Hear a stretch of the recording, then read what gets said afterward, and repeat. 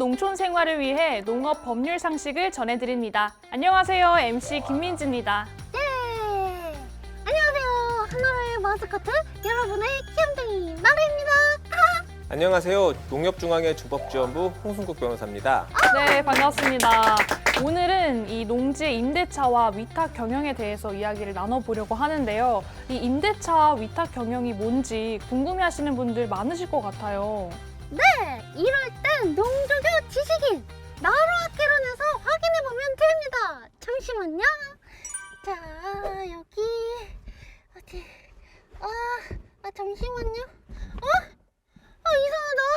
여기 분명히 있었는데 어디 갔지? 나로학개론이요? 그게 대체 무슨 책인데 그래요?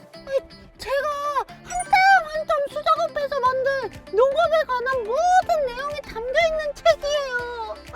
혹시 누구 빌려준 거 아니에요? 맞다. 지난번에 농협 신입사원한테 빌려줬었는데 잃어버렸으면 어떡하지? 어떡하지 변호사님? 그렇게 중요한 물건을 빌려줄 때는 대여증서라도 써두세요. 그래야 무슨 일이 생겼을 때 그에 대한 보상이라도 받을 수 있으니까요. 나로 씨 책 찾다가 지금 정신이 쏙 빠지긴 했는데 이 임대차와 위탁 경영에 대해서 조금은 뭔가 알 것 같네요. 임대차와 위탁 경영 모두 농지 소유자가 아닌 누군가가 농사를 대신한다라는 의미는 같은데요. 조금 차이가 있습니다. 임대차의 경우 농지의 소유자가 영농에 종사하는 상대방에게 농지를 사용 수익하게 하고 상대방은 이에 대한 임차료를 지급한다면 위탁 경영은 농지의 소유자가 타인에게 일정한 보수를 지급할 것을 약정하고 영농 작업의 전부 또는 일부를 위탁해 영농하는 것을 말합니다. 그럼 농지를 빌려준 사람은 그 농지에서 수확한 농작물도 자신의 소유는 아닌 건가요? 이왕이면 내 땅 빌려주고 매년 수확한 당근도 받으면 좋을 텐데. 어떤 방식으로 농지를 빌려주느냐에 따라 수확물을 소유할 수도 있고 못할 수도 있어요. 그래서 제가 한눈에 보기 쉽게 제작진한테 미리 표를 만들어 달라고 부탁했는데요.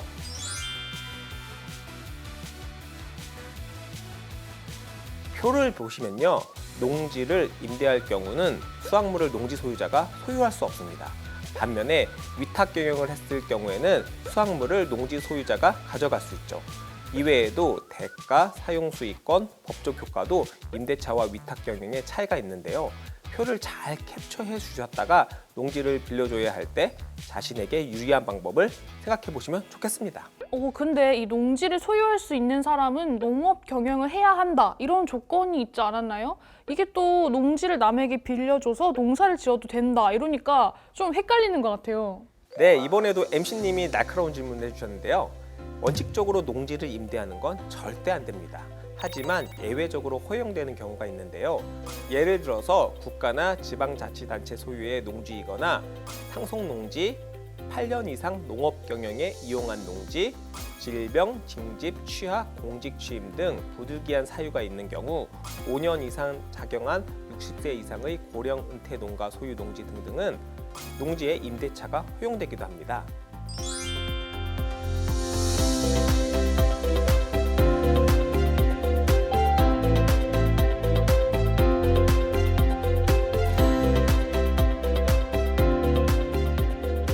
그러면 이제 실생활에 적용할 수 있도록 농지의 임대차와 위탁 경영에 대한 구체적인 사례를 한번 만나볼까요? 네, 나로만 따라와.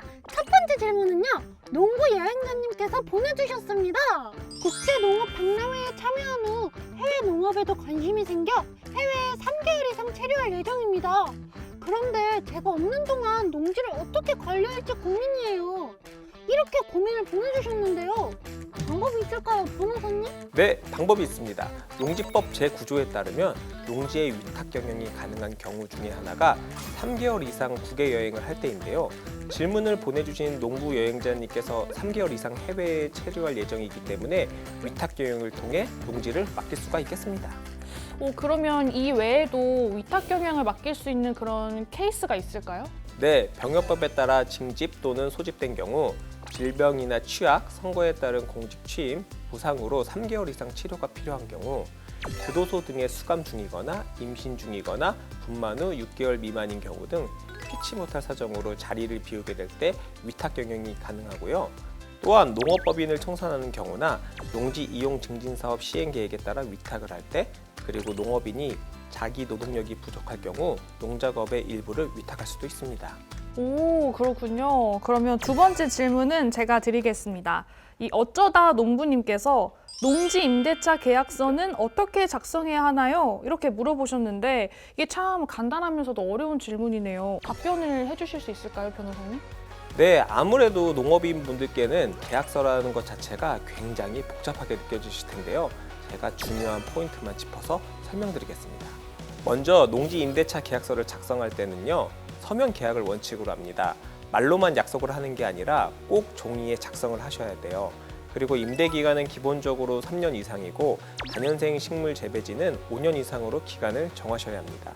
또한 계약 기간이 만료되는 시점에 계약을 해지한다는 별도의 얘기가 없다면 묵시적 갱신이 된다고 볼 수 있는데요. 묵시적 갱신이 될 경우 이전 조건과 동일하게 임대차 계약을 한 것으로 봅니다. 네, 이번 시간에 이렇게 농지 임대차와 위탁 경영에 대해서 한번 알아봤는데요. 이 영상 보시면서 혹시 농지 임대차에 관심이 있으신 분, 또 조건이 해당되는지 궁금하신 분들은 가까운 농협 방문하셔서 확인하시면 좋을 것 같습니다. 자, 그럼 다음 편에서 또 만나러!